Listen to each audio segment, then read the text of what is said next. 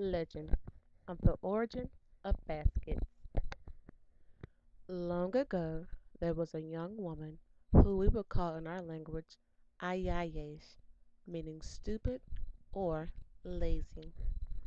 While the other young people her age would help their elders, the Aiyaiyesh girl would sit beneath the cedar tree day after day and all day long, watching the world go by.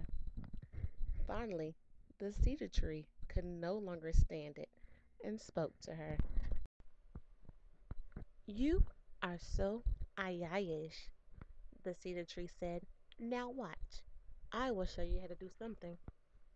The cedar tree showed her how to take roots, coiling their cool, moist paleness into circle upon circle, fashioning the first hard-root cedar basket in the Pacific Northwest. Circles are very sacred to Native people. The wind moves in its strongest power in a circle. The circle represents the world, which turns in a circle. When the girl completed this first basket, the cedar tree approved of it, but pointed out that it was naked, and basket required patterns and designs to be really finished.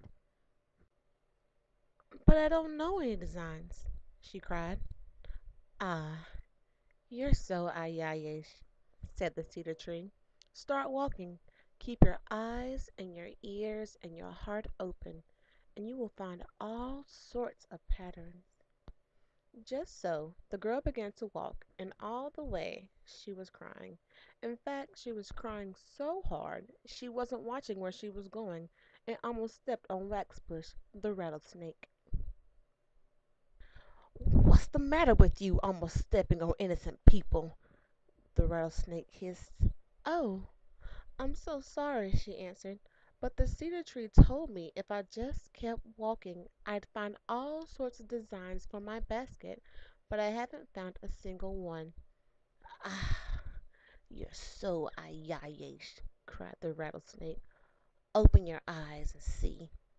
Just look at me." And sure enough, when she really looked at the rattlesnake, she saw she had a beautiful pattern of diamonds down her shiny back. "Oh, how beautiful you are!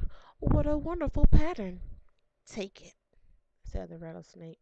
"Use it for your basket," and wove the diamond back pattern into her basket. When she was done, she was very proud of herself. But eventually she thought, "Well, I can't just keep using the same pattern over and over again."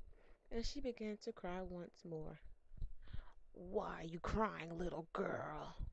called someone with a voice like thunder. She looked up from her tears and saw Patu, the mountain, was talking to her. "Oh, I'm crying because the cedar tree told me if I just kept walking I would find all sorts of patterns for my basket, but all I found is just one."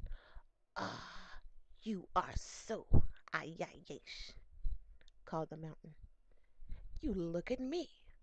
What do you see?" And sure enough, when she really looked at the mountain, she saw that he was really a triangle. "Oh, what a beautiful pattern you are," she said. "Take it and use it for your basket." And so it was. She wove the pattern of the mountain into her basket. She was very proud of herself, and as she kept walking, keeping her eyes and ears and heart open, she saw all sorts of designs. The stars came out at night and formed constellations that she used for designs. Butterflies danced around the flowers and taught her more patterns. She saw how the leaves of the plants danced with the wind in her heart danced when she realized she had yet another design. So it was that she traveled and different beings would speak to her. All around her were the designs of shadows and leaves and colors. And when she had learned to put all of these designs into her baskets, she returned to the village where she taught relatives and friends how to make these baskets. And she was not Ayayesh anymore.